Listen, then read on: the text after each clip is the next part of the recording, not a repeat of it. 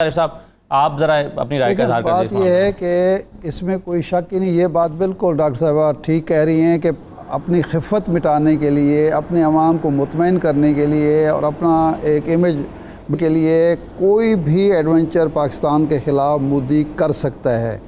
وہ کس طرح کا ہوگا، کس سطح کا ہوگا، اس کے بارے میں کچھ نہیں کہا جا سکتا، لیکن وہ بعید از قیاس بات نہیں ہے، خارج از امکان بات نہیں ہے۔ تو اس میں ہمیں کیا کرنا چاہیے؟ پہلی بات تو یہ ہے کہ دنیا کو ہم بتاتے رہیں کہ یہ بھارت کچھ کر رہا ہے، لیکن بھارت اس وقت جس صورتحال میں 62 میں ہمیں موقع ملا تھا جب باقاعدہ ایوب خان سے کہا گیا کہ اس وقت بھارت کو ہم نے دبوچ لیا ہے گلے سے، تو آپ بھی ادھر سے کچھ کریں، اور اس وقت اگر ایوب خان ہمت دکھاتے اور وہ جو رونت تھی اس کی بجائے وہ عقل مندی کا مظاہرہ کرتے اور چائنا پر اعتماد کرتے، تو شاید یہ مسئلہ کشمیر اس وقت ہی حل ہو سکتا تھا۔ وہ موقع ہم نے خیر ضائع کر دیا۔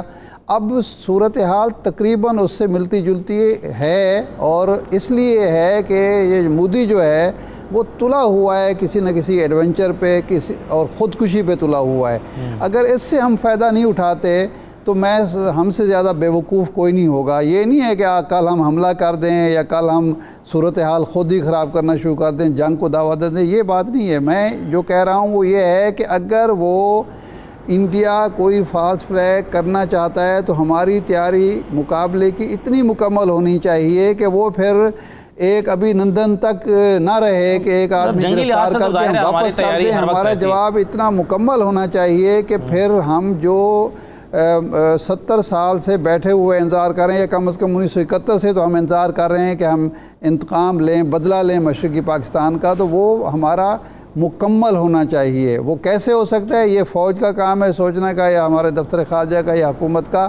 لیکن اگر اس موقع کو ہم نے ضائع کر دیا تو پھر شاید قدرت ہمیں موقع نہ دے، قدرت بار بار مواقع دیا نہیں کرتے۔ یہ جو اب چھوٹے ملک کا بڑے ملک کا یہ مسائل ہیں، یہ تاریخ اس کی نفی کرتی ہے۔ چھوٹے ملک اور بڑے ملک نہیں ہوتے، ایک قوم کا عزم ہوتا ہے۔ دیکھیں جو نیوکلیر پاور ہے پاکستان، تو اس کے علاوہ آپ کو کیا قوت چاہیے؟ اور یہ نہیں ہے کہ ایٹم بم آپ استعمال کر دیں۔ آپ کا جب تک عزم بلند تھا، جب تک آپ بھارت کو اپنے مقابلے کی قوت سمجھتے تھے، دنیا آپ کو اسی طرح ہی ٹریٹ کرتی تھی۔ جب آپ نے چھوٹا بھائی بننا شروع کر دیا، اور پھر وہ جب انڈیا نے بھی ہمیں چھوٹا سمجھنا شروع کر دیا، تو پھر وہ جو فارسی والی کہاوت ہے کہ سگ باش برادر خود بباش، پھر ہمارے ساتھ وہی سلوک بھی شروع ہو گیا۔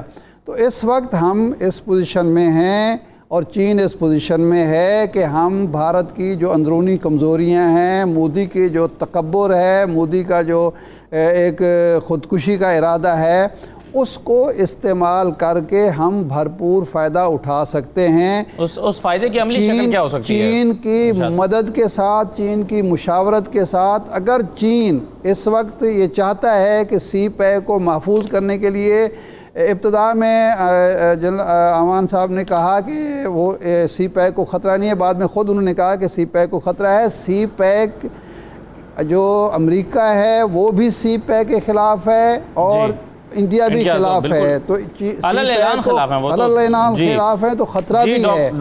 اور وہی صورت ہو سکتی ہے کہ ہم سی پیک کو ہم مکمل کریں، ہر صورت پر مکمل کریں، کیونکہ یہ صرف ایک راہداری نہیں ہے بلکہ ایک دفاعی اور اسٹریٹجک ایک ایسٹ ہے ہمارا اور چائنا دونوں کا۔ تو جب یہ مکمل کر لیں گے ہم، اور ہمارے تعلقات جو ڈیفنس جو معاملات ہیں چین کے ساتھ مشاورت کے ساتھ ہوں گے، تو ہم تمام کمزوری سے فائدہ اٹھا سکتے ہیں۔ میں آپ کو بتا دوں کہ ہٹلر کی طرح، صدام حسین کی طرح نریندر مودی نے کوئی نہ کوئی ایڈونچر کرنا ہے، اور اس سے فائدہ اٹھانا ہماری اصل اسٹریٹجی ہونی چاہیے۔